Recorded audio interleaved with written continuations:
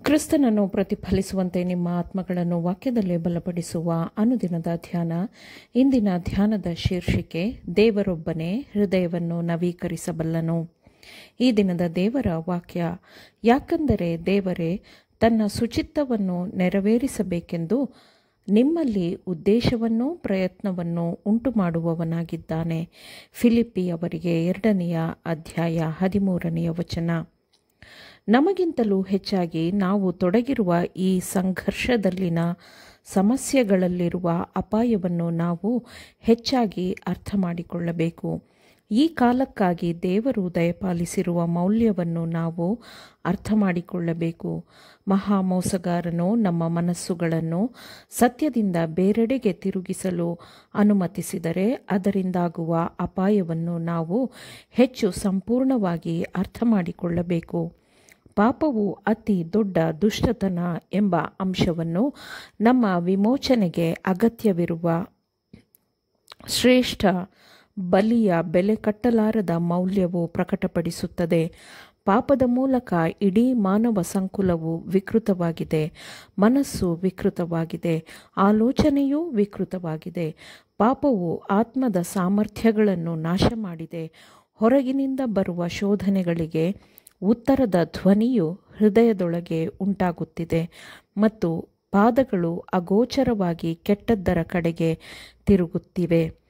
ನಮ್ಮ ಸಲುವಾಗಿನ ಶ್ರೇಷ್ಠವಾದ ಬಲಿಯು ಪೂರ್ಣಗೊಂಡಿರುವಂತೆ ಪಾಪದ ಕಲ್ಮಶದಿಂದ ನಮ್ಮ ಪುನಃಸ್ಥಾಪನೆಯು ಪೂರ್ಣವಾಗಿರಬೇಕು. ಆಜ್ಞೆಯು ಕ್ಷಮಿಸಿಬಿಡುತ್ತದೆ ಎನ್ನುವಂತಹ ಯಾವ ದುಷ್ಟತನದ ಕ್ರಿಯೆಯೂ ಇಲ್ಲ. ಅದರ ಖಂಡನೆಯಿಂದ ತಪ್ಪಿಸಿಕೊಳ್ಳುವ ಯಾವ ಅನ್ಯಾಯ ಅಕ್ರಮಗಳೂ ಇಲ್ಲ. ಕ್ರಿಸ್ತನ ಜೀವನವು ಆಜ್ಞೆಯ ಪ್ರತಿಯೊಂದು ನಿಯಮದ ಸಂಪೂರ್ಣವಾದ ನೆರವೇರಿಕೆಯಾಗಿತ್ತು. ನಾನು ನನ್ನ ತಂದೆಯ ಆಜ್ಞೆಗಳನ್ನು ಕೈಗೊಂಡು ನಡೆದಿದ್ದೇನೆ ಎಂದು ಆತನು ಹೇಳಿದ್ದಾನೆ.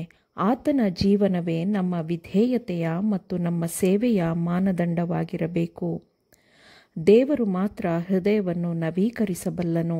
ಯಾಕಂದರೆ ದೇವರೇ ತನ್ನ ಸುಚಿತ್ತವನ್ನು ನೆರವೇರಿಸಬೇಕೆಂದು ನಿಮ್ಮಲ್ಲಿ ಉದ್ದೇಶವನ್ನೂ ಪ್ರಯತ್ನವನ್ನೂ ಉಂಟುಮಾಡುವವನಾಗಿದ್ದಾನೆ. ಆದರೆ ನಿಮ್ಮ ರಕ್ಷಣೆಯನ್ನು ಸಾಧಿಸಿಕೊಳ್ಳಿರಿ ಎಂದು ನಮಗೆ ಹೇಳಲಾಗಿದೆ. ಕೆಲವು ದುರ್ಬಲ ಅಥವಾ ಸಣ್ಣಪುಟ್ಟ ಮಧ್ಯಂತರ ಪ್ರಯತ್ನಗಳಿಂದ ತಪ್ಪುಗಳನ್ನು ಸರಿಪಡಿಸಲು ಸಾಧ್ಯವಿಲ್ಲ ಅಥವಾ ಗುಣಸ್ವಭಾವದಲ್ಲಿ ಸುಧಾರಣೆಗಳನ್ನು ಮಾಡಲು ಸಾಧ್ಯವಿಲ್ಲ. ಸ್ವಾರ್ಥದ ಮೇಲಿನ ಜಯ, ಪರಿಶುದ್ಧತೆ ಮತ್ತು ಪರಲೋಕ ಇವುಗಳಿಗಾಗಿ ಮಾಡುವ ಹೋರಾಟವು ಜೀವಮಾನದ ಹೋರಾಟವಾಗಿರುತ್ತದೆ. ನಿರಂತರವಾದ ಪ್ರಯತ್ನ ಮತ್ತು ನಿರಂತರವಾಗಿ ಚುರುಕಾದ ಚಟುವಟಿಕೆ ಇಲ್ಲದೆ ದೈವಿಕ ಸಂಬಂಧವಾದ ಜೀವನದಲ್ಲಿ ಯಾವುದೇ ಪ್ರಗತಿಯೂ ಸಾಧ್ಯವಿಲ್ಲ. ಜಯದ ಕಿರೀಟವನ್ನು ಪಡೆಯಲು ಸಾಧ್ಯವಿಲ್ಲ. ಉನ್ನತ ಸ್ಥಿತಿಯಿಂದ ಮನುಷ್ಯರು ಬಿದ್ದಿದ್ದಾರೆ ಎಂಬುದಕ್ಕೆ ಬಲವಾದ ಸಾಕ್ಷಿ ಎಂದರೆ ಅದು ಅಲ್ಲಿಂದ ಮೇಲೇಳಲು ತುಂಬ ಕಠಿಣವಾಗಿರುತ್ತದೆ. ಚಿಕ್ಕದಾಗಿ ಪ್ರತಿಯೊಂದು ಗಂಟೆಯೂ ಕಷ್ಟಪಟ್ಟು ಹೋರಾಡುವ ಮೂಲಕ ಮಾತ್ರ ಮೇಲೇಳುವ ಮಾರ್ಗವನ್ನು ಸಾಧಿಸಬಹುದು. ಕ್ಷಣಿಕ ಇಚ್ಛೆಯ ಕ್ರಿಯೆಯಿಂದ ಒಬ್ಬನು ತನ್ನನ್ನು ತಾನು ದುಷ್ಟಶಕ್ತಿಯ ಅಡಿಯಲ್ಲಿ ಇರಿಸಿಕೊಳ್ಳುತ್ತಾನೆ. ಆದರೆ ಉನ್ನತವಾದ ಮತ್ತು ಪರಿಶುದ್ಧವಾದ ಜೀವನವನ್ನು ಹೊಂದಲು ಕ್ಷಣಿಕವಾದ ಇಚ್ಛಾಶಕ್ತಿಯ ಕ್ರಿಯೆಗಿಂತಲೂ ಹೆಚ್ಚಿನದನ್ನು, ಅಂದರೆ ಈ ಎಲ್ಲ ದುಷ್ಟತನದ ಬಂಧನಗಳನ್ನು ಮುರಿದು ಹಾಕಬೇಕು. ಉದ್ದೇಶವು ರೂಪುಗೊಳ್ಳಬಹುದು, ಕೆಲಸವು ಪ್ರಾರಂಭವಾಗಬಹುದು, ಆದರೆ ಅದರ ಸಾಧನೆಗೆ ಶ್ರಮ, ಸಮಯ ಮತ್ತು ಪರಿಶ್ರಮ, ತಾಳ್ಮೆ ಮತ್ತು ತ್ಯಾಗದ ಅವಶ್ಯಕತೆ ಇರುತ್ತದೆ. ಲೆಕ್ಕವಿಲ್ಲದಷ್ಟು ಶೋಧನೆಗಳಿಂದ ಸುತ್ತುವರೆದಿರುವ ನಾವು ದೃಢವಾಗಿ ಅವುಗಳನ್ನು ವಿರೋಧಿಸಿ ಜಯಿಸಬೇಕು. ಸ್ವಾರ್ಥದೊಂದಿಗೆ ನಿರಂತರವಾಗಿ ಹೋರಾಡಿದ ಪರಿಣಾಮವು ಪೌಲನ ಶುದ್ಧೀಕರಣವಾಗಿದೆ.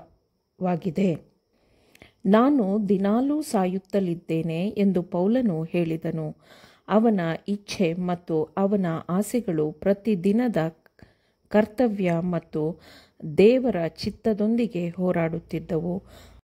ಅವನು ತನ್ನ ಪ್ರವೃತ್ತಿಯನ್ನು ಅನುಸರಿಸುವ ಬದಲು ತನ್ನ ಸ್ವಂತ ಸ್ವಭಾವಗಳನ್ನು ಶಿಲುಬೆಗೇರಿಸುತ್ತಾ ಅವನು ದೇವರ ಚಿತ್ತದಂತೆ ನಡೆದನು.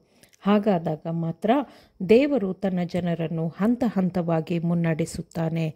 ಆಮೇನ್. ದೇವರ ವಾಕ್ಯಗಳನ್ನು ಶ್ರದ್ಧೆಯಿಂದ ಆಲಿಸುವವರು ಮಾತ್ರವೇ ಆಗಿರದೆ ಪಾಲಿಸುವವರೂ ಆಗಬೇಕೆಂದು ನಿಮ್ಮನ್ನು ಉತ್ತೇಜಿಸುತ್ತೇನೆ. ಪರಿಶುದ್ಧಾತ್ಮನ ಸಹಾಯದಿಂದ ಆಲಿಸಿದ ನಿಮ್ಮೆಲ್ಲರಿಗೂ ಧನ್ಯವಾದಗಳು. ಮತ್ತೆ ದೈನಂದಿನ ಧ್ಯಾನಕ್ಕಾಗಿ ನಾಳೆ ಸಂಧಿಸೋಣ. ಆಮೇನ್.